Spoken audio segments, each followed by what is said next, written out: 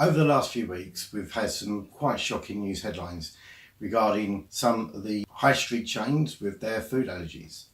We've had cases at restaurants and the fatality of a young girl at an airport, all coming from just trying to get something to eat while they're out.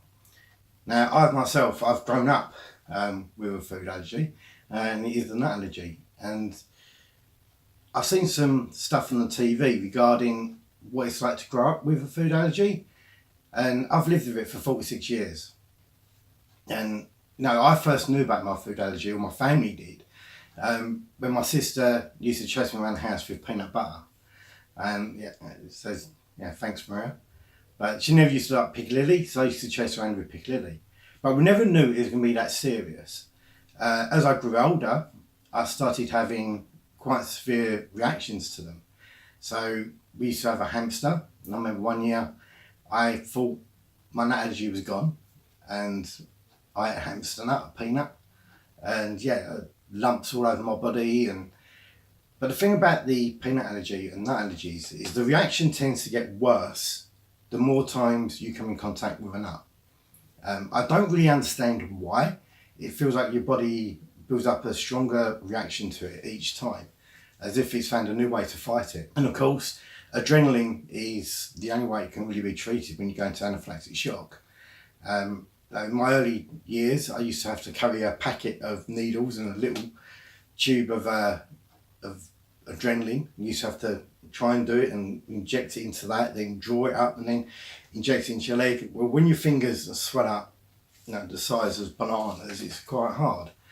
But as you know, you go through your life adapting to how you can carry on living, but not put yourself in danger. So still try to have fun, but at the same time there is a risk involved in anything you do. Because every time you eat, you've got a chance that, you could come in contact with nuts. And as a teenager, it becomes difficult when you go out with your mates and things like that. Even when I go back to when I was at school, when you tell your friends you can't have nuts or peanuts, and they call you peanut boy, it's not. But it was bullying. I say it was bullying now looking back at it.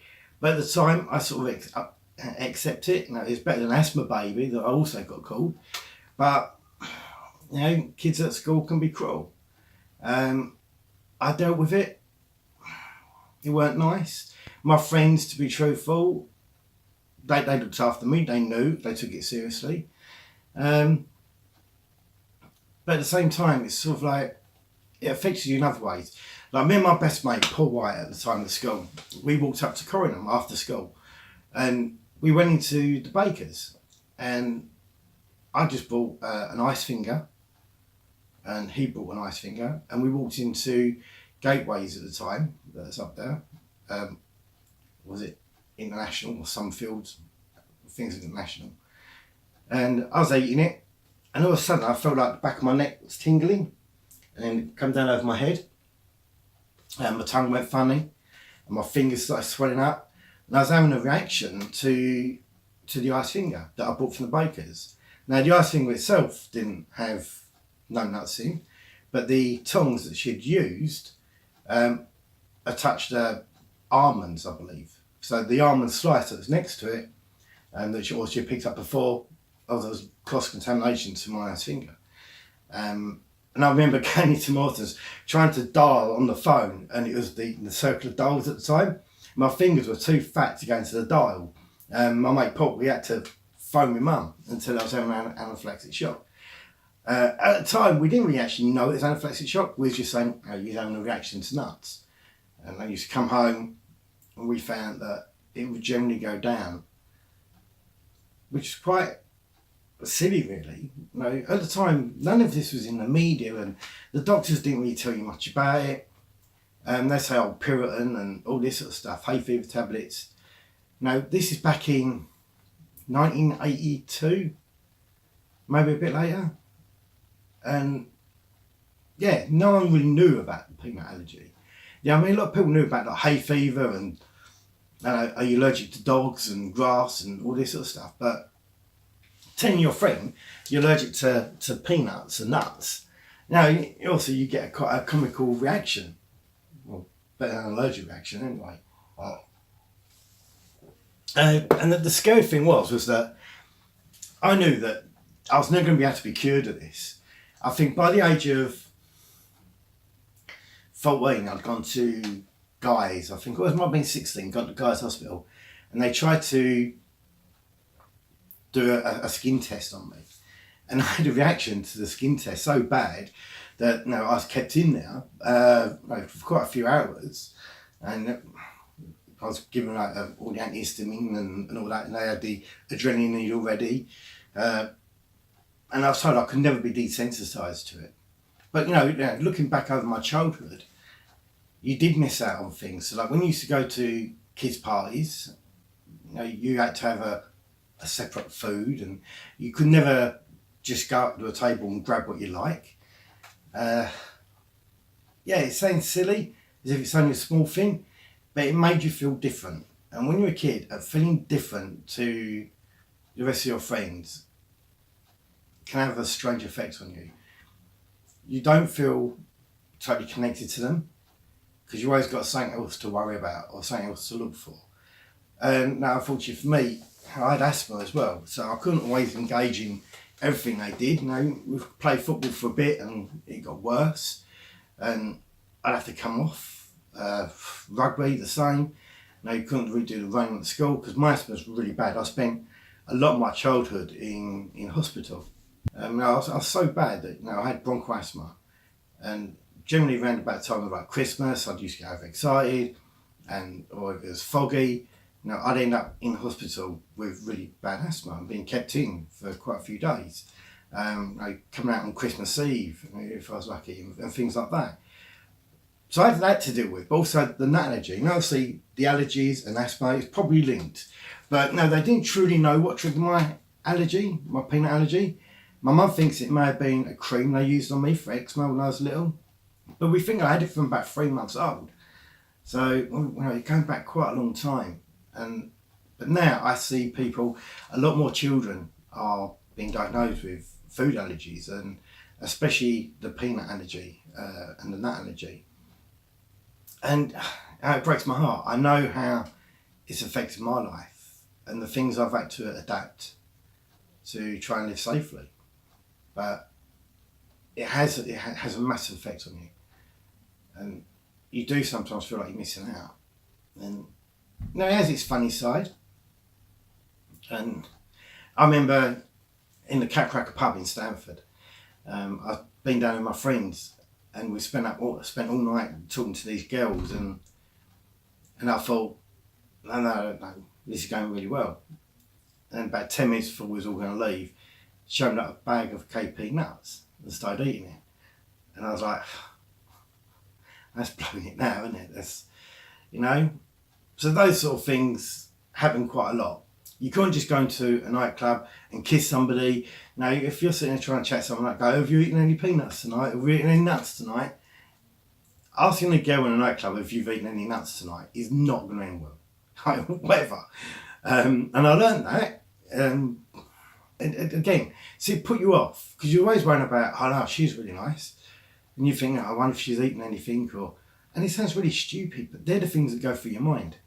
And you go to weddings and things like that, and they pass around wedding cake, it's made from almonds, and you're like, that'd kill me. If I had that, that's it, dead. And friends own a pack of Revels, and they used to have nuts in them, and they'd be like, it's like Russian roulette. And I remember coming back on the train once with my friends, well, it might have been a girlfriend, and someone's throwing peanuts down the carriage. They must have been firing bullets at me. He was going to kill me.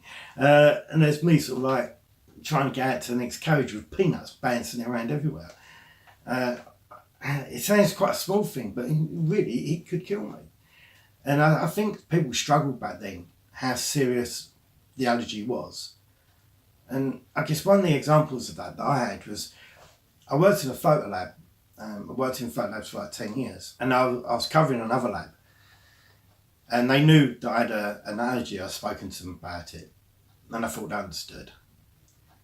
And then one day I went in there, and the first thing you had to do was put a test strip through the developing machine. So you put your hand in a dart box, and you have to take out this special film, test film, and put it into a canister. I put my hands in the dart box, and they'd filled it up with peanuts. So I put my hands in a load of peanuts, and they couldn't understand why I got so upset about it. And like, I had a little tantrum, and they were just like, well, yeah, well. And they'd never see that they could have literally killed me. And it really, they done it on purpose to get a reaction out of me. Now, I don't know if they meant an allergic reaction, but they wanted to see what's going to happen. So, nowadays that would be seen as a manslaughter or attempted murder, whatever you want. Back then, it was just like, oh, grow up, deal with it. Can't you take a joke? No, you need to kill me. Yeah. No, I refused to go back into that place of work until it had been completely cleaned. And I think for about 3 months I refused to use the box or do the startups in the morning because I didn't want to put my hand in that box because the box couldn't be properly washed out. It could only be hoovered. But, one particle per million or billion, I'm allergic to. And the doctor explained to me once that if I got a peanut and dropped it into a swimming pool and they stirred it around, just one of that, a thimbleful of that will contain enough allergens to cause me to have an attack. It's that sensitive. And so people really don't understand it. And I think, when I look at the kids now, buying food, buying sweets has become a lot harder. And I go to the supermarket. Luckily, I've learned to cook all myself. So, I cook all my food. I love curries, but I cook it all from fresh ingredients. I do, try and get curry powder is always a little bit tricky. So you've got to buy the ginger and all that to make it up. But that's the tried and tested thing, You search and research the curry powder that you can use. And then when you get to it, you stick to it. And I found that. I found a curry powder I can use. And it's always a bit of worry when it's out of stock or they change the labelling or they change the package type. You think, oh no, they changed the supplier. Because really weird things happen, right? So like, I'm getting a dry mouth. I used to love Twix. I love Twixes. And Bisto, right? And two things happened. They changed where they were manufactured. And so Twix was then transferred to a different factory, which then meant that it contained traces of hazelnuts and almonds, I believe, or traces of peanuts, which of course I'm allergic to all that. But it didn't actually say that. It just said may contain at the bottom. And I must have probably eaten that for 3 months before I believe I noticed it. Now, it could have been that it was just I noticed it on that day. But I've been buying a Twix bar every day for lunch, and I just happened to be turning it over and noticed that the packet was shiny, which was a little bit different to what it used to be. And I read it, and it stood out, this may contain nuts, which obviously panicked me, and I think, oh my God, I'm going to have a reaction. And I phoned them up, and they said it's because we've changed the factories that we're actually producing it in. And the same happened with, I think there's Bisto or Oxo. They put the change on the label, may contain trace of nuts. And it was again the same thing. They changed where it was being produced. And then it was like there's stuff in that building that had nuts in it, so it may contain nuts. Or it'd been on the same conveyor belt where they couldn't guarantee that something was nut free. But now I believe that may contain nuts is a get out clause. I don't think it's helpful. I honestly don't.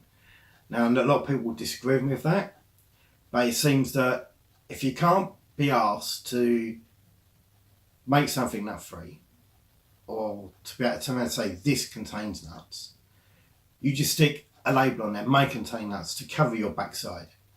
You're not actually doing us a service. We need to know 100%, does that or does that not contain nuts? Yeah, and I think hopefully after what's been going on, the government will put that regulation in. It is easy to test for. It's an inconvenience. Companies, it's going to cost them a lot. But you know, the hype of the sugar tax and on tax on sweets and drinks and all that, perhaps the government can look at putting some of that money back in to save lives and to make people like me's lives easier. Now, I can walk into a shop and pick up a chocolate bar and it says this contains nuts or this may contain nut. I don't want it to may contain that. That's like gambling, you know. And the best one I see is like Tesco's and other ones. It says what ingredients no nuts, factory no nuts, produced in an area where no nuts are present, but cannot guarantee nuts. That is just covering your backside, Tesco's. Yeah, you're not being helpful because like. Especially when you get, oh, no, it's nuts, no, it's not, oh, may contain nuts. How does that help me? What's the point of putting all that on there? Nut free. Because basically you're saying, but if you do have a reaction, it's not our fault. We told you. No, you didn't. You told me it was all may, nut free, but may contain nuts. That's just covering your backside. Be confident in your food you're selling. Yeah? Think of it yourself. If you want to eat something, they say, if you eat that, there's a 50% chance it could kill you. Would you eat it? You know, it's ridiculous. And these are big corporate companies that are taking chances with our lives. Example, got 2 bars of chocolate here. So we've got a Morrison's bar, which I don't know why it's got Boots label stuff on it at the moment. Morrison's bar of chocolate and a Dr. Oetker bar of chocolate. Now these are cooking chocolate, okay? Been having an ongoing argument with my wife that it's fine to eat cooking chocolate. She's telling me you can't eat cooking chocolate. Well, what do you do with it once you cooked it? Like, you eat it. Right. Now, I vet this. I've actually eaten this one as well. Because it is actually nut-free. Completely nut-free. But next to it, literally in the box next to it, is the Morrison's one that says, may contain traces of nuts. So, this one actually says even more than that. It says ingredients in bold. So, look at the bold, it says milk, soya. And then on the separate bit at the bottom, it says, may contain cereals, gluten, nuts and peanuts. Again, don't forget that a peanut isn't a nut. It grows under the ground. So again, same thing. One to kill me, one won't kill me. And it's as simple as that, picking up the wrong one. Now also, it's got harder nowadays because my eyesight ain't that good. And I struggle to read that. That is so tiny. You know, they are tiny writing and warnings. And so I now have to take a photo of my phone and enlarge it to read the labels now. Because I don't tend to have my glasses on me, which I really should. You know, because it's now becoming to that point in time where my eyesight is getting worse, getting old, and I do need to read the ingredients. But it's like this as well, you know, Christmas calendars, Advent calendars. I'd love to be able to have one of those, a dairy milk or Maltesers. I have to try and look for the nut-free ones, which can be really difficult to find. Iceland used to sell them, but I'm not actually been in there this year. I haven't got an Advent calendar this year. These are my kids' ones. Maltesers. Love Maltesers. Nut-free. Apart from that, the Malteser reindeer is nut-free. But the bit inside is apparently contains trace of nuts. So, again, now if you're used to buying Maltesers and eating Maltesers, and you go and buy your kid a Malteser calendar, you expect that you can eat it. And that's where all things become very, very confusing. You even things like 12s, you used to be able to eat 12s, now that may contain trace of nuts. The biggest kick was Twister. Whisper bar. Oh, love Whisper bars. Then all of a sudden, they may contain trace of nuts. And really annoyed me. And I could do with losing some weight. I'm a vegetarian. I live on bread and pasta. Not like I can do. No, I live on salads as well. But that's my own fault. I've made my food choice even more complicated by being a vegetarian. No, what does a vegetarian have for a Sunday lunch? Roast. Not a nut loaf in his house, I tell you. Well, no. Ironically, not allergic to chestnuts. I guess it's a different tree or something. I don't know. But I'm not allergic to chestnuts. There's no actually recorded evidence to suggest anyone with a peanut allergy or a nut allergy, tree nut allergy, has ever been allergic to chestnuts. Which is quite strange. But the same thing is another weird one. Groundnut oil. Okay? Basically peanut oil. And the chip shops used to cooking it all the time. Yet, I never had a reaction to it. And they believe the frying process kills the protein that causes our reaction. So that is why we believe that we can eat groundnut oil or peanut oil if it's been deep fried and it doesn't cause a reaction. Because there's actually no recorded case of people having allergic reactions in chip shops due to the oil. I guess now it is all like vegetable oil, palm oil, sunflower oil. And so that's more helpful. But then you'll also see in shops the signs up, may contain allergens, please ask before you order. Now I prefer that. I think that's a really good idea. But went to Pizza Hut the other day and I thought I'd ask about the allergies, and they gave me this sheet. I should put it, I'll take a photo of it and put it on here for you. And it laid out all that's nut free, all the allergens, all the stuff it contained. And I looked down, it said, great, no, this is all fantastic. And then at the bottom, it said, cannot guarantee that these allergens are not in our products. Yet, they've ticked everything green, saying it's not in it. So again, it's that covering their backside. You know, I can't go out for a meal with my wife because a restaurant won't guarantee it's nut free. Yeah, they're not willing to put their name. They guarantee that that is nut free. Now, lucky enough, I've been to some weddings and some functions where the hotel will say this is definitely guaranteed. We've stripped down, cleaned down everything before we cooked your food. That's fantastic. And one place that's good at doing that is Bobby Joe's in Southend. So they will make sure that my food is prepped in a separate area. Fantastic. But again, I don't generally have like a jack potato and salad when I go there. But that's still important to have that confidence you can eat and you're not going to kill over. Now, I do carry 2 EpiPens on me. Now, the EpiPen, so it's adrenaline. If you have an allergic reaction, you pop the top off and stab it in your thigh. That was too hard, that nearly went off.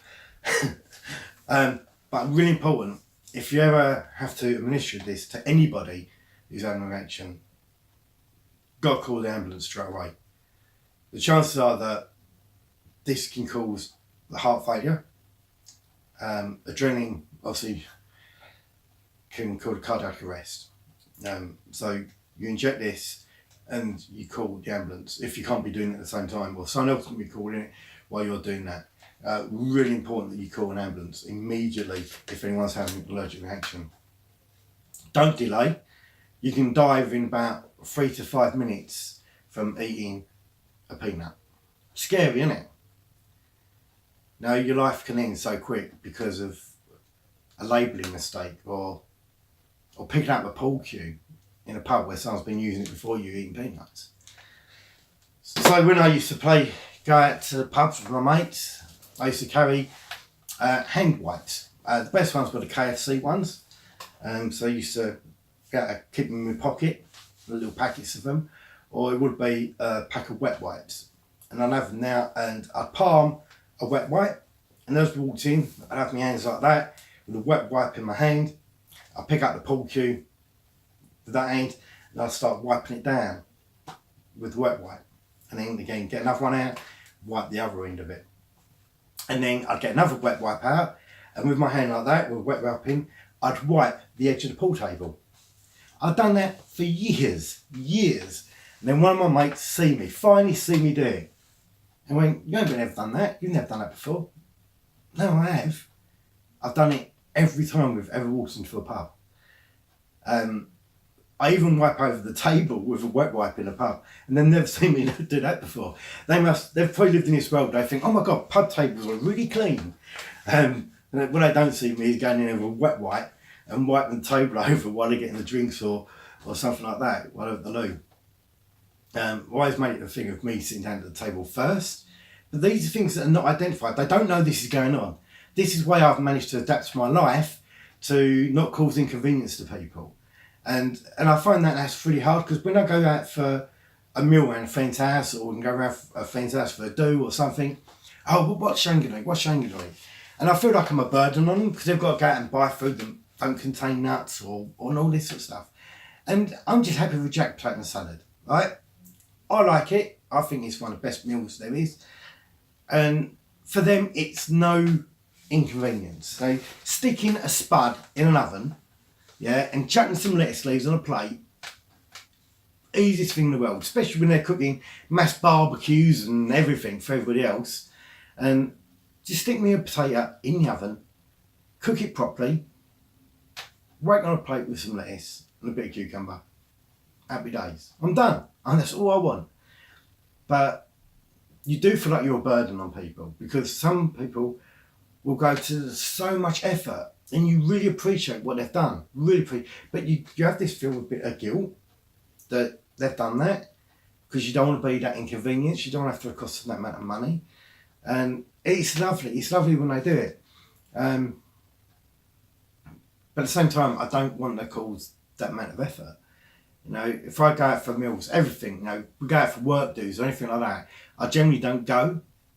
I don't go out for work meals, because obviously I can't eat in restaurants, and people like going to Chinese and Indians, you know, guaranteed that he's going to have some form of nut in it. So I won't go. I've been to a few work meals where I would sit there and not eat, and that makes other people feel awkward. So, and that was like quite early on in my working career. So now I just don't go. I just don't go to those sort of events. And again, if it is like a big function in a hotel, it is like just do me a jack potato and a salad. There's less likelihood of cross contamination. The butter's normally in little sachets. So they're the things that, you know, you look out for. And here's another thing. And all my friends, if they ever watch this video, they'll go, oh, all right, okay, didn't know you did that. If I go back to a friend's house and they do me a jack potato, I get the butter and I slice their butter, flip it over and take the inside out, pull that in my jacket and flip the butter slice back over. Because I know obviously a lot of people will have sort of like peanut butter or hazelnut spread or stuff like Nutella. And this paranoia that if they've buttered their bread and they've got it in there, there could be trace of nuts in there. No, the relief when you go into a friend's house and they say, oh yeah, the butter's in the fridge, and you go there and it's a brand new pack of butter. And so all of a sudden you're like, oh, I'm safe. You know, it's a great relief. It is a great relief. Great relief then when you know you can eat with confidence. But how do you avoid other things? There's soaps, cosmetics for girls. They're all this stuff where nut produce is involved. The oils, you know, you've got almond butter and almond oil, and even shea butter. I've seen some people have been having reactions to shea butter. That's in quite a lot. Sweet almond oil. Not too sure about that. That's my light's just cracked. I'm not too sure about the shea butter. I done a 10-mile walk around Thurrock, and I had a massage afterwards, and the girl put sweet almond oil on my legs, and I swear that I was going to have a reaction to it. And they run me off and they were like soaping me down and trying to get it all off, and I never had a reaction to it. So I'm not too sure about sweet almond oil. I don't know if, I'm going to say I'll try it again, but yeah, at that time I didn't have a reaction to that. But there's a lot of stuff, you know, a lot of things like cashew and walnut, all appears in a lot of cosmetic stuff. And I mean, obviously, one of the most common ones is almond oil, which beans and peas and they're all related to the peanut, really. You've got the beans and the you got like runner beans. So some runner beans I've had itchy mouth too. I didn't know recently. I'm lucky enough I stopped eating them years ago. Bean shoots, a lot of bean shoots you buy in shops are grown from peanuts. Yeah, didn't know that. So I did wonder why a lot of the packets in Morrison's and Tesco's say may contain nuts on the bean shoots.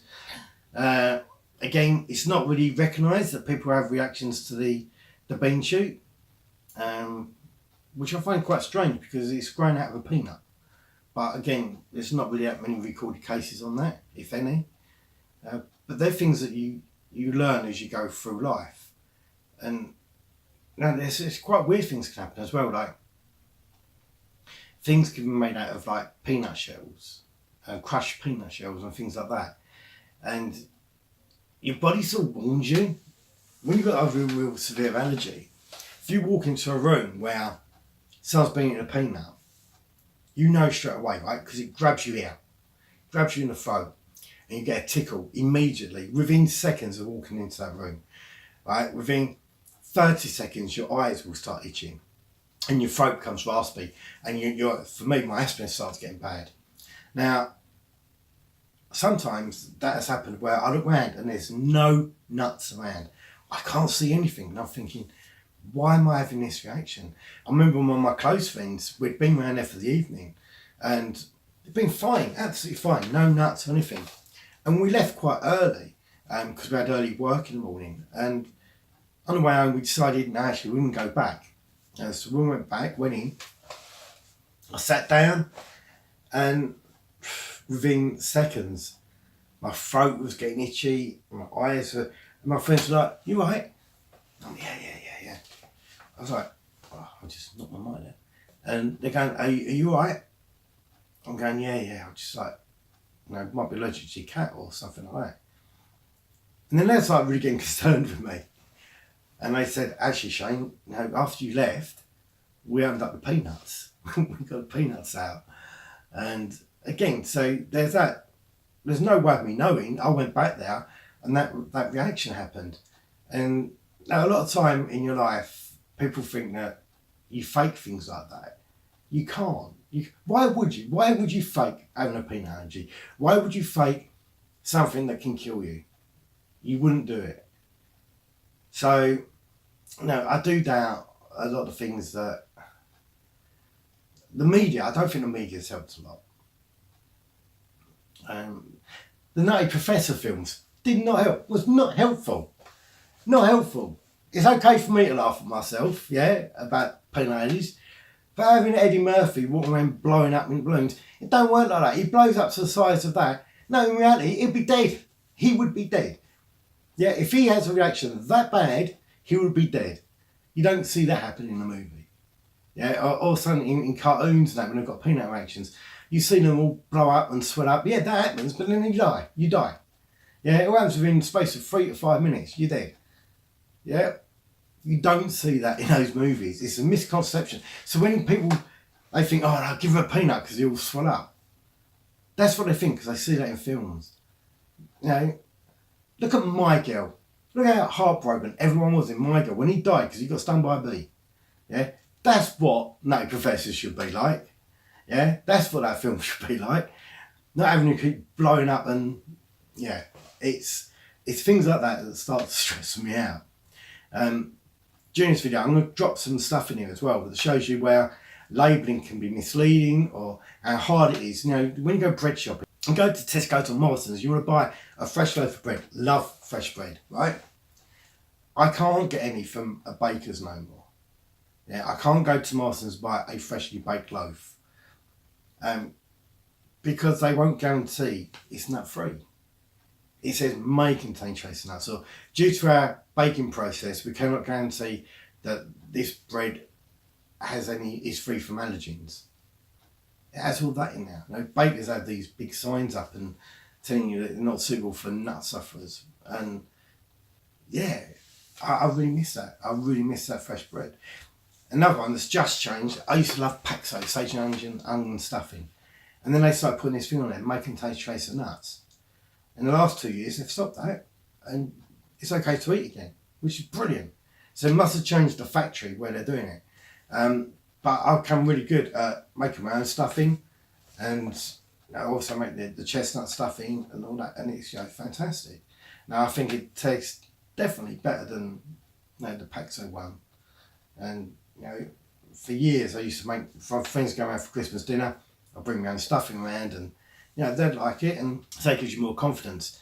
But like when you go around friends' houses doing barbecues and they've got the satay sauce and all this sort of stuff, again, that's scary. Has anything flicked onto my food or whatever? Another interesting one, I had a weekend away and went to Alton Towers, and we stayed in a pub.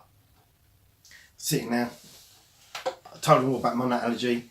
I was like, fine, absolutely fine. So I can't remember either. I think I had a sandwich or something. Yeah, it was a sandwich. I can't remember what was in it. And I'm sitting there eating it, and all of a sudden, the waitress come running in, grabbed the bread out of my mouth. I'd eaten like half of it. And so I went, oh my God, so sorry. It's called nutty brown bread. Nutty brown bread. And I was like, wow. There's me like thinking, oh my God, I'm going to die any second. Now thinking like that, do I be sick? Which you mustn't really do. Because if you start an allergy reaction, your throat swells. If you're sick, you can bring it up and you can stick and you can choke to death. So I'm getting pens ready and jab me. And then the owner come out and turned around and said, it's okay, it's only called nutty brown bread, it doesn't contain no nuts. So the factory was called Nutty. And crazy. But yeah, mass panic. But they're the things that you have to do. Now another one was going to Disneyland Paris. We paid for all the food. So I went down there for the evening meal.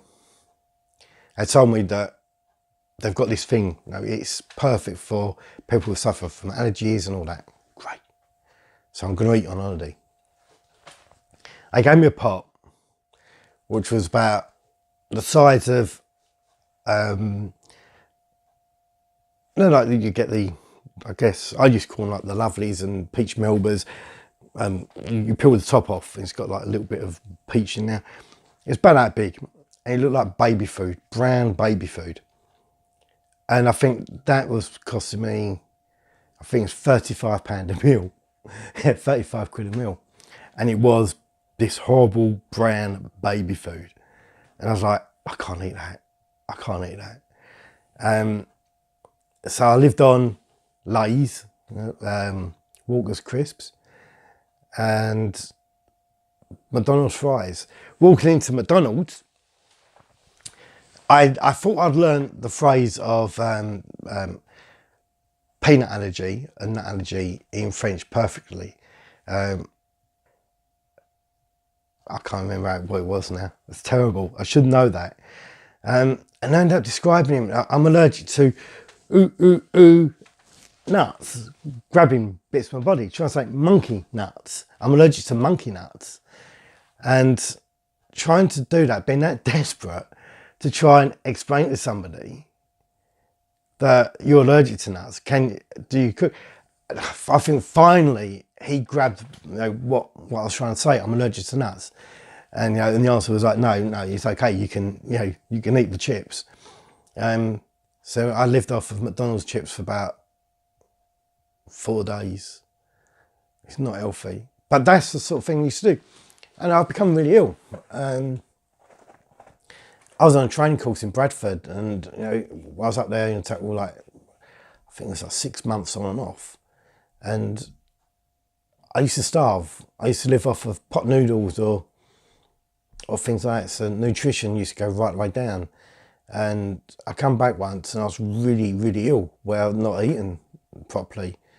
And lucky enough, my company then paid for a microwave to be put in my room. so I could actually eat while I was up there. So I used to microwave myself a jack potato, used to buy a bit of cucumber and tomatoes and sit in my room and do my own dinner. Because the hotel wouldn't do it for me, because they said if it went down into their restaurant, they couldn't guarantee it was nut free. Crazy stuff like that. But I may do another podcast on this later on, regarding more tips on how we can fight this. And I was one of the original people, me and a girl in South Ockenden, we was the original people that started the banning peanuts on a plane. Yeah, it's me. Yeah, blame me. So if you go on a plane and you can't have peanuts on there, we started that off. We started writing all the letters, letters after letters to all the airports and companies, travel companies, to explain why it's important to have the nuts removed. And Virgin were the first one to really get behind us and were helpful in the early days. And I now know it is fairly common that you can do that. One of the worst things that can happen to you, in say you go to the pictures, you're sitting there watching a film, and then somebody next to you starts opening up a bag of M&Ms. You sit there for the rest of the film like that.